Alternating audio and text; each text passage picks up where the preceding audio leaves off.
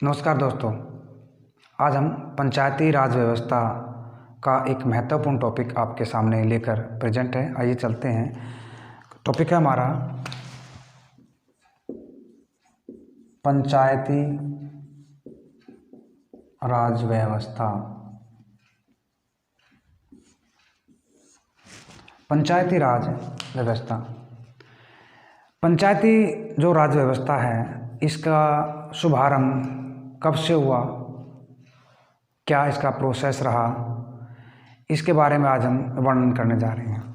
देखिए, जब हमारा संविधान लिखा गया तो संविधान में इसकी रूपरेखा बनाई गई थी कि संविधान में भाग 4 और अनुच्छेद 40 में पंचायती राज व्यवस्था को स्थान दिया गया कि भारत में पंचायतों को भी बनाया जाएगा। अर्थात क्या किया जाएगा? सत्ता का विकेंद्रीकरण।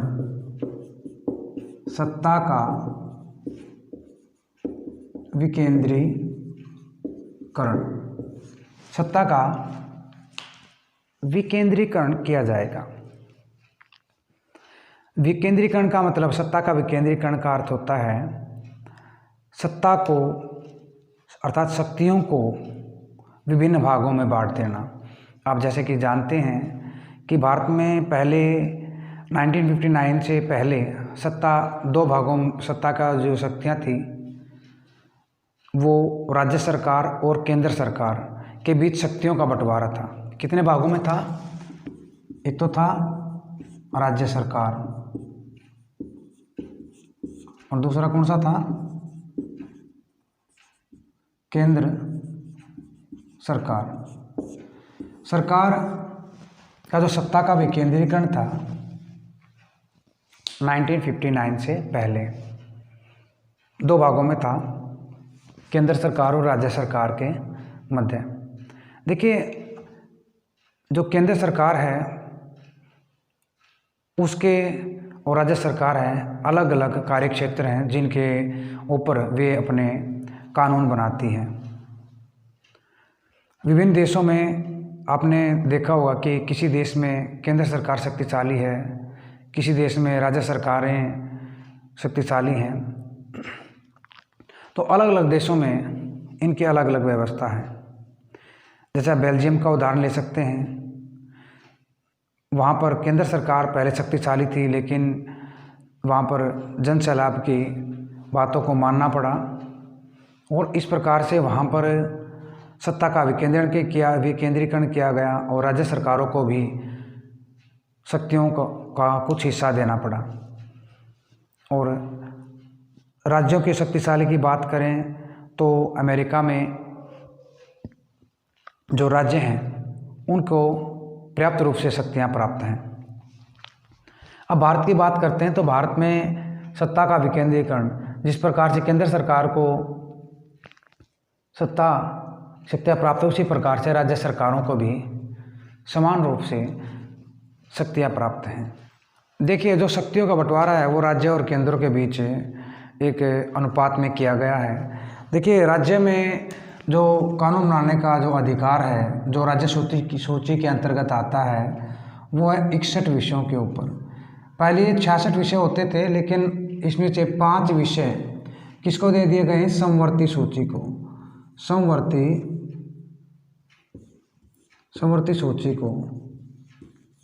समवर्ती सूची को 5 विषय दे दिए गए हैं। केंद्र सरकार के पास मतलब समवर्ती में कितने हो गए हैं? पहले 47 थे, अभी वो 52 हो गए हैं, 52 हो गए हैं। ठीक है। केंद्र सरकार के पास जो विषय हैं वो है 100। ये भी पहले 97 होते थे, 3 बढ़ चुके हैं, इसमें भी 100 हो गए। 100 विषयों के ऊपर केंद्र सरकार कानून बना सकती है, 61 विषयों के ऊपर राज्य सरकार कानून बना सकती है। और समवर्ती सूची में 52 विषय हैं। ये 52 विषय यहाँ पर जो कानून है केंद्र सरकार भी बना सकती है और राज्य सरकार भी कानून बना सकती है समवर्ती सूची में जो विषय आते हैं। देखिए, अगर समवर्ती सूची में बनाए गए कानूनों के बीच मतभेद होता है तो अंतिम निर्णय केंद्र सरकार के पास जाएगा, उसके ऊपर कानून बनाने का हक केंद्र सरकार के पास जाता है।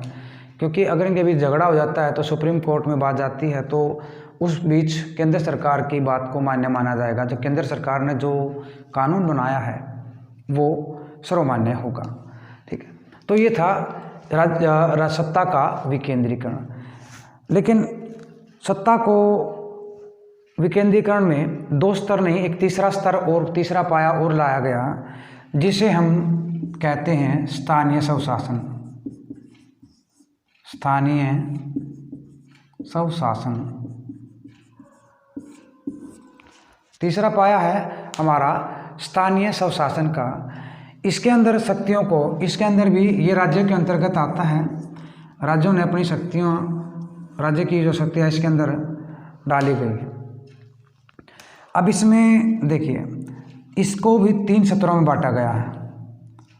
जो सबसे नीचे वाला जो स्तर है वो है, जो सबसे नीचे वाला जो स्तर है, निचला स्तर जो है ग्राम पंचायत।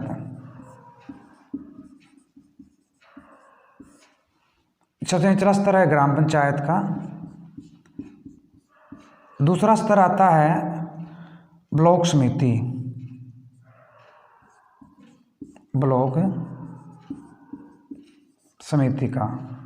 और तीसरा टायर जो है, तीसरा जो है सबसे ऊपरी जो स्तर है इसका, वो है जिला परिषद।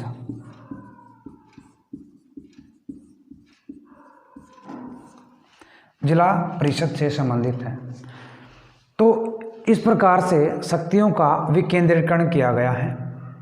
3 भागों में शक्तियों को बांटा गया है। यहाँ पर आपसे साफ साफ दिखाई दे रहा है राज्य, केंद्र, और तीसरा टायर और भी लिया गया है, ताकि शासन व्यवस्था को और अच्छी तरह से सुचारू ढंग से चलाने के लिए, जनता तक अच्छी तरह से पहुंचने के लिए, उनकी राय लेने के लिए, ठीक है, वो है स्थानीय स्वशासन, जिसमें सबसे निचला स्तर है ग्राम पंचायत, उसके बाद ब्लॉक समिति और उसके बाद आता है आपका जिला परिषद। बलवंत राय मेहता समिति। देखिए, अब हम बात करेंगे बलवंत राय मेहता समिति की। देखिए, जो बलवंत राय मेहता समिति थी, इसका जो गठन था वो 1956 में किया गया था। लेकिन इसने जो अपनी रिपोर्ट थी पूरा विश्लेषण करने के बाद 1957 में सरकार के सामने प्रस्तुत की थी। इसने सरकार के सामने जो 3 स्तर थे, 3 स्तर पर जो स्थानीय स्वशासन था उसकी बात को सामने रखा था। ये तीनों स्तर यहाँ पे दिए हुए हैं। इन 3 स्तरों को सरकार के सामने दिया था कि किस प्रकार से सरकार अपनी शक्तियों का विकेंद्रीकरण स्थानीय स्वशासन के रूप में कर सकती है। इसके बाद कुछ अन्य समितियां भी आई, जैसे कि अशोक मेहता समिति। इसके ठीक 20 वर्ष बाद आई, 1973 में आई थी अशोक मेहता समिति। अशोक मेहता समिति ने द्विस्तरीय यानी 2 स्तर की जो समिति थी वो सिर्फ थी ग्राम और जिले से संबंधित। वो ग्राम व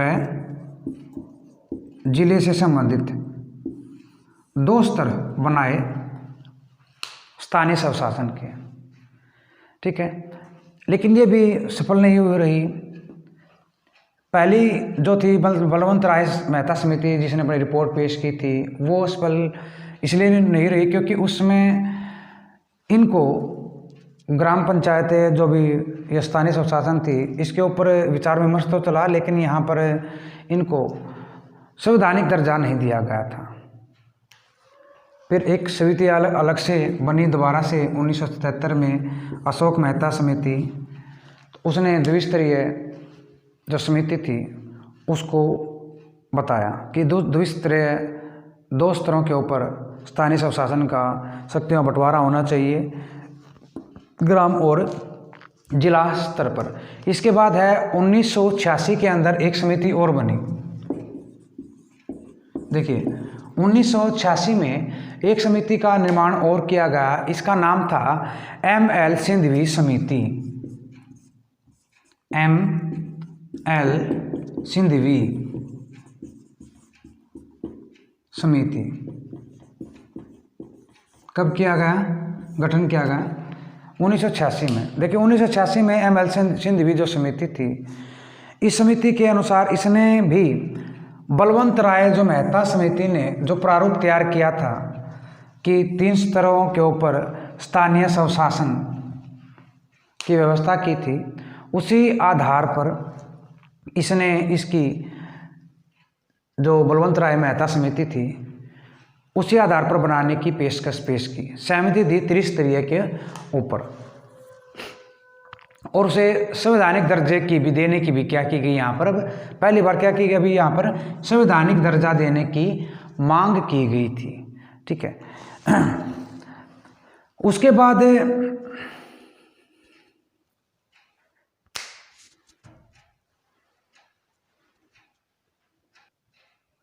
देखिए जैसे कि अभी हमने बात की बलवंत राय मेहता समिति, जैसे इसने अपनी रिपोर्ट पेश की तो हमारे प्रधानमंत्री उसमें जो तत्कालीन प्रधानमंत्री थे पंडित जवाहरलाल नेहरू, पंडित जवाहरलाल नेहरू ने राजस्थान के अंदर, राजस्थान में डिस्ट्रिक्ट कौन सा है, नागौर, नागौर जिले में स्थानीय स्वशासन की जो त्रिस्तरीय आयाम था उसको सर्वप्रथम भारत के अंदर लागू किया। नागौर डिस्ट्रिक्ट में राजस्थान में कब किया गया, ये डेट मुख्य है, तो 2 अक्टूबर को, वो सिटी 2 अक्टूबर 1959 में, 2 अक्टूबर 1959 को स्थानीय स्वशासन को लागू करने वाला या पंचायती राज व्यवस्था को लागू करने वाला प्रथम राज्य कौन बना, वो था आपका राजस्थान। अगर जिला पूछे कहाँ पर लागू की गई तो वो था आपका नागौर। इसी के साथ साथ एक अन्य राज्य और था कुछ ही महीनों बाद, यानी कि कब, 11 अक्टूबर को, 11 अक्टूबर 1959 को ही, 11 अक्टूबर 1959 को ही आंध्र प्रदेश में इसी स्थानीय स्वशासन को, पंचायती राज व्यवस्था को आंध्र प्रदेश में लागू कर दिया गया। तो इस प्रकार से अगर एग्जाम में पूछता है कि सबसे पहले किन 2 राज्यों में स्थानीय स्वशासन को लागू किया गया, तो वो 2 राज्य थे, एक तो था आपका राजस्थान और दूसरा था आंध्र प्रदेश। अगर पहला पूछे तो वो आपको राजस्थान देना है, this is the right answer, ठीक है। तो ये कुछ महत्वपूर्ण क्वेश्चन थे जो भी पूछे गए। विभिन्न समितियों की रिपोर्टों के आधार पर बलवंत राय मेहता की जो समिति थी उसको महत्वपूर्ण मानते हुए देश के अंदर त्रिस्तरीय पंचायती राज व्यवस्था को अपनाया गया, ठीक है। इस आधार पर आइए देखते हैं जो त्रिस्तरीय पंचायती राज व्यवस्था जो अपनाएगी, किस समिति के अनुसार अपनाया गया इसे, बलवंत राय मेहता समिति की सिफारिशों को पूरे भारत में इस समिति की सिफारिशों को अपनाया गया, ठीक है। अब संविधान में एक संशोधन किया गया था, वो संशोधन है 73वां। पहले तो ये पूछ सकते हैं कि 73वां संविधान किससे संशोधन है, तो हमारी पंचायती राज व्यवस्थाओं से क्या है, संबंधित है 73वां संविधान संशोधन, ठीक है। अब 73 में जो संविधान संशोधन जो किया गया था, ठीक है, ये कब किया गया था, 24 अक्टूबर 1993 में, 24 अक्टूबर 1900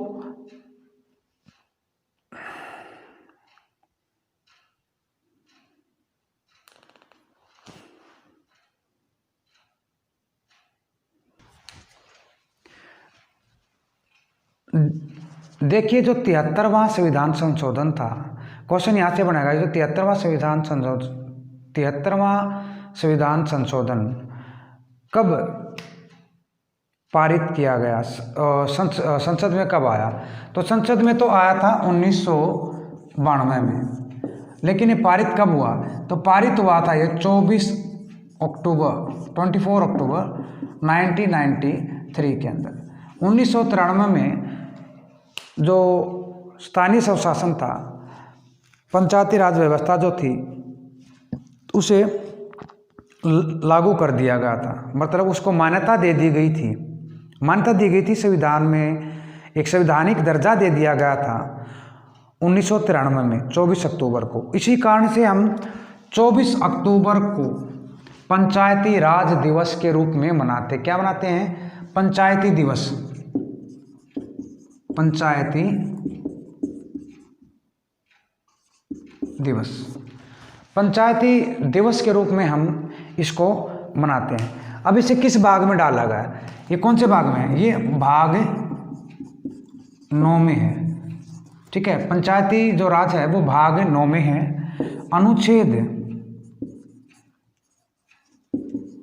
अनुच्छेद जो है वो है 243 के 243 जो अनुच्छेद है उसके अंतर्गत है। और इसके अंदर एक अनुसूची जोड़ी गई थी जो 11वीं अनुसूची थी। ठीक है, अनुसूची कौन सी जोड़ी गई? अनुसूची 11वीं, भारतीय संविधान के अंतर्गत 11वीं अनुसूची जोड़ी गई। क्वेश्चन पूछा जा सकता है 11वीं अनुसूची को कब जोड़ा गया? तो 11वीं अनुसूची को 24 अक्टूबर 1993 में जोड़ा गया। क्या व्यवस्था की गई? इसे पंचायती राज की व्यवस्था की गई थी। पंचायती राज व्यवस्था का अधिवेशन जो संविधान संशोधन, किस संविधान संशोधन के तहत पंचायती राज व्यवस्था की स्थापना की गई? तो वो 73वां संविधान संशोधन था, जब पंचायती राज की व्यवस्था की गई थी। ठीक है, अब पंचायतों को कितने विषय दिए गए? जो पंचायत हैं उनको 29 विषयों पर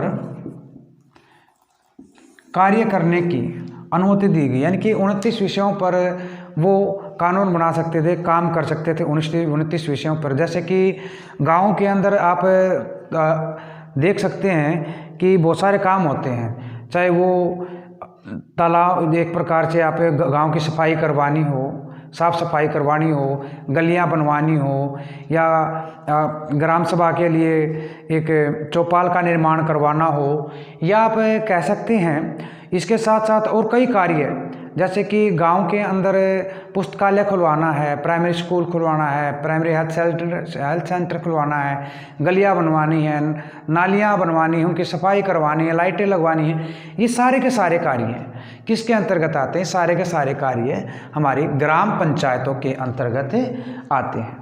ठीक है, इन सभी के कार्य कौन करेगा? ग्राम पंचायत करेगी। ठीक है, और इसके अलावा जो ग्राम पंचायतों को आय कहाँ से प्राप्त होती है, ये पूछी जा सकती है। तो ग्राम पंचायतों को जो आय प्राप्त होती है, देखो, एक तो वो कर लगाती है, किसके ऊपर? हाउस टैक्स लगा सकती है।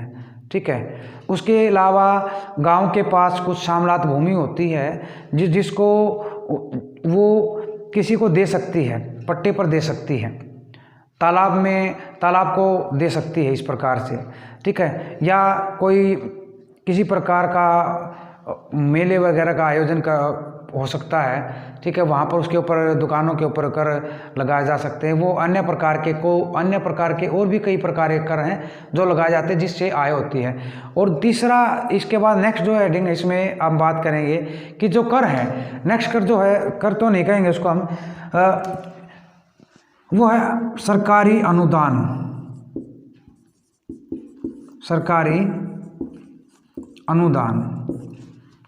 सरकारी अनुदान यानी कि सरकार से सहायता प्राप्त करती है, यानी कि अपने कार्यों को करने के लिए सरकार से उन्हें सहायता मिलती है, अनुदान के रूप में पैसे मिलते हैं जिसके द्वारा वो अपना कार्य करती है। देखिए जो ग्राम पंचायत है,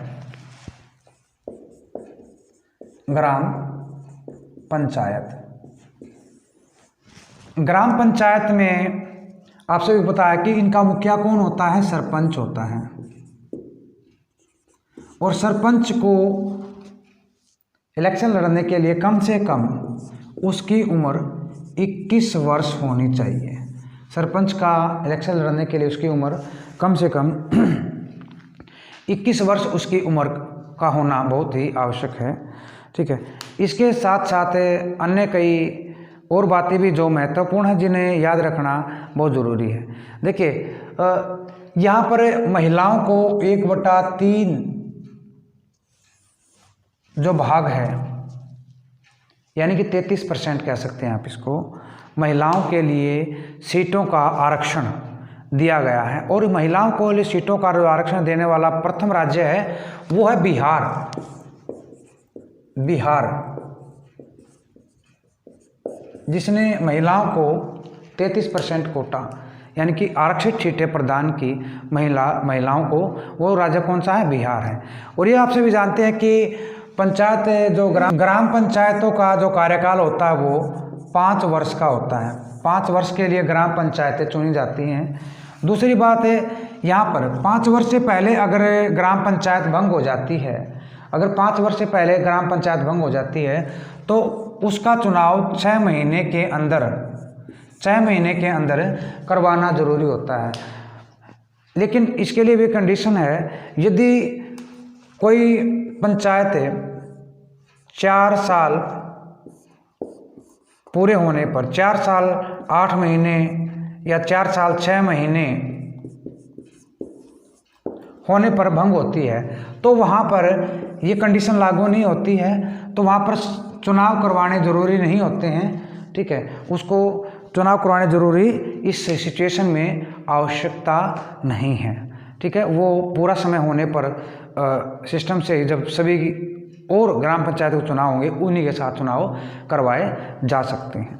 ठीक है, एक बात और यहाँ पर विशेष है, मान लीजिए ये जो पंचायती राज व्यवस्था है जिसमें 3 स्तर का हमने प्रयोग किया कि पंचायती राज व्यवस्था में हम त्रिस्तरीय पंचायती राज व्यवस्था है उसका प्रयोग कहाँ पर बन सकती है? जिस राज्य की जनसंख्या 20 लाख से ज़्यादा है, जिस राज्य की जनसंख्या 20 लाख से ज़्यादा है वहाँ पर हम पंचायती राज व्यवस्था की जो त्रिस्तरीय है वहाँ पर इसका गठन करते हैं। लेकिन इससे कम होने पर वहाँ पर हम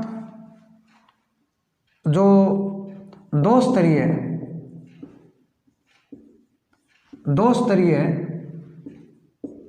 पंचायती राज व्यवस्था है उसका गठन किया जाता है।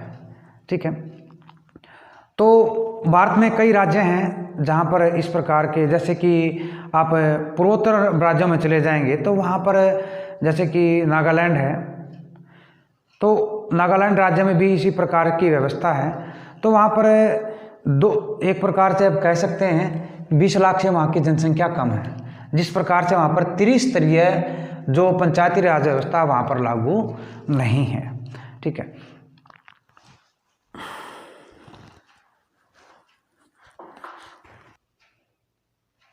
देखिए जैसा कि हम बात करते हैं कि वर्तमान में जो पंचायती राज व्यवस्था है वो, जैसे कि हम राज्य का नाम ले सकते हैं, कई राज्य हैं जैसे कि नागालैंड है, मेघालय है, मिजोरम है, नागालैंड, मिजोरम। ठीक है, नागालैंड है, मिजोरम है और एक और, हाँ, मेघालय।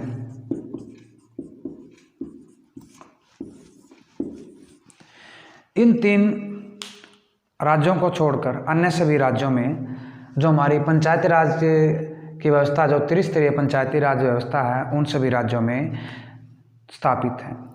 अब एक मेन इम्पोर्टेंट क्वेश्चन और रहता है, देखिए लॉर्ड रिपन जो है उनको स्थानीय स्वशासन का पिता कहते हैं। लॉर्ड रिपन को किसको कहते हैं?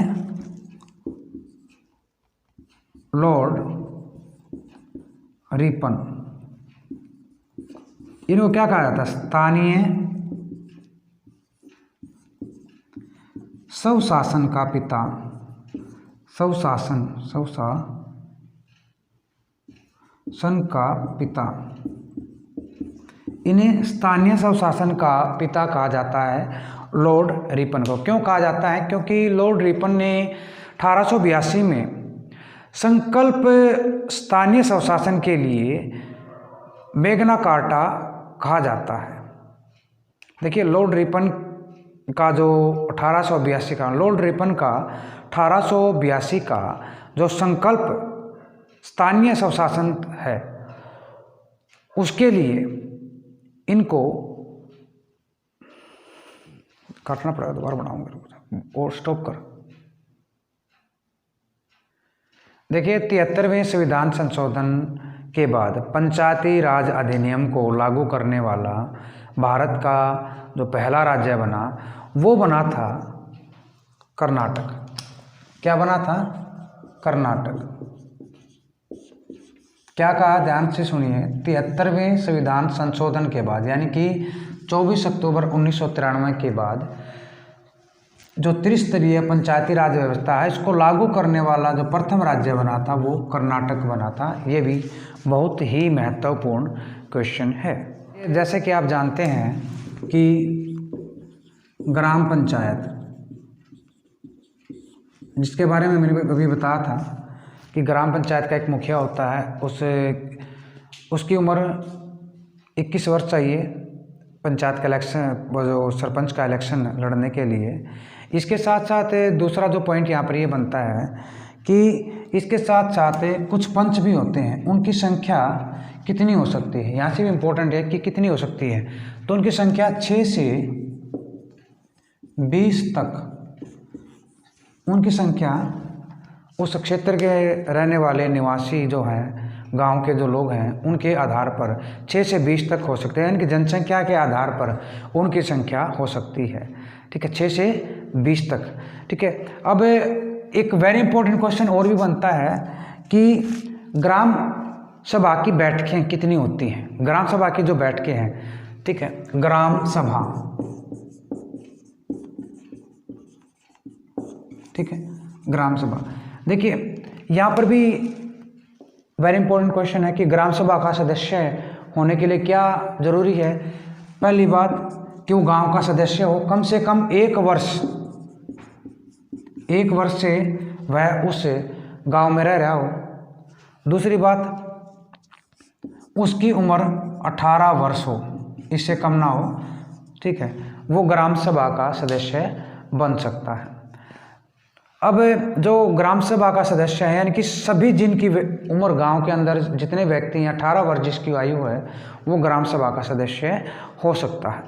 ठीक है, अब ये है कि ग्राम सभा की बैठकें साल में कितनी होनी चाहिए? तो कम से कम साल में ग्राम सभा की जो बैठकें हैं, 2 बैठकें होनी चाहिए। कितनी होनी चाहिए? 2 बैठकें होनी चाहिए साल में। एक तो होती है आषाढ़ी, एक तो कब लगती है?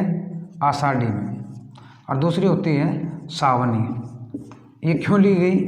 ये इसलिए ली गई क्योंकि फसलें उठने के बाद, जब फसलें उठ जाती हैं आषाढ़ी और सावनी, तो उनके तुरंत बाद ये हमारी जो बैठकें होती हैं, प्रतिवर्ष 2 बार।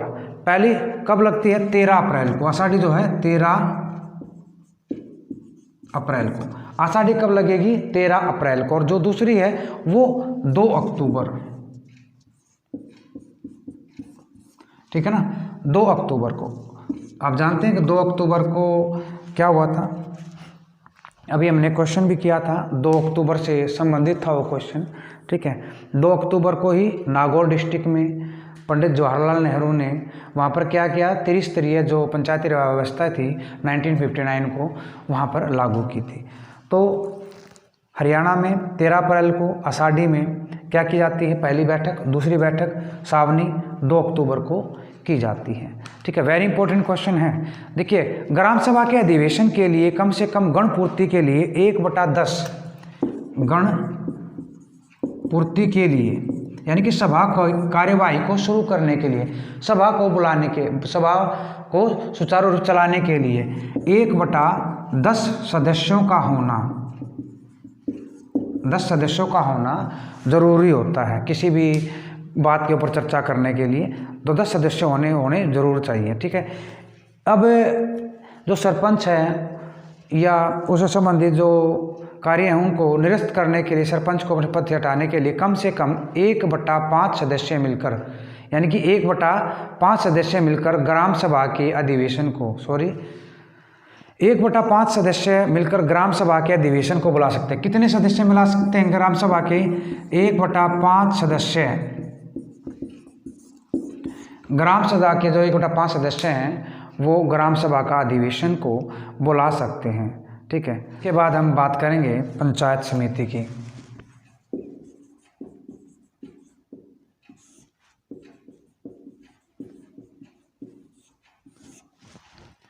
देखिए, पंचायत समिति का भी एक मुखिया होता है।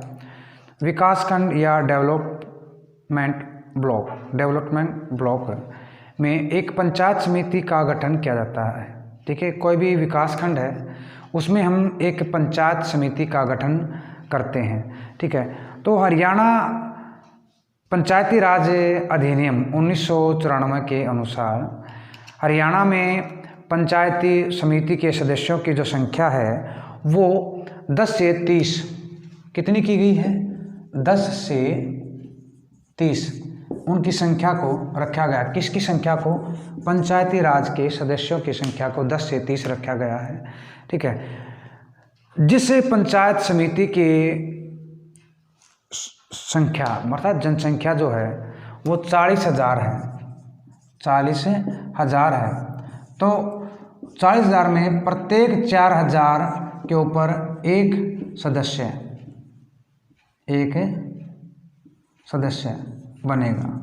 यदि वो 40,000 से प्लस है, मान लीजिए 50,000 है, ठीक है, या 40,000 से मतलब जितनी भी ऊपर हो, चाहे कितनी भी हो, तो वहाँ पर 5,000 पर एक सदस्य चुना जाएगा। 5,000 पर क्या किया जाएगा? एक सदस्य का चुनाव वहाँ पर किया जाएगा। इस बात का आप विशेष ध्यान रखेंगे।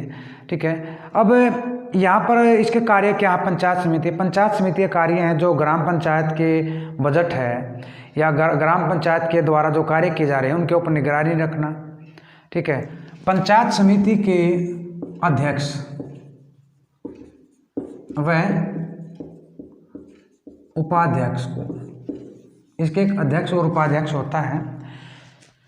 अध्यक्ष और उपाध्यक्ष को 2/3 सदस्यों के बहुमत से क्या किया जा सकता है? उनके पद से उनको हटाया जा सकता। पंचायत समिति और जिला परिषद, इन तीनों के बारे में हमने डिस्कशन किया। तो जो ग्राम पंचायत है उसका जो इलेक्शन होता है, उसका जो चुनाव होता है वो होता है प्रत्यक्ष तौर पर, लेकिन जो पंचायत समिति है या जिला परिषद है उसका चुनाव अप्रत्यक्ष रूप से किया जाता है। तो आज के लिए इतना ही। धन्यवाद। अगर मेरी वीडियो आपको अच्छी लगी है तो इसको लाइक, शेयर और सब्सक्राइब ज़रूर करें।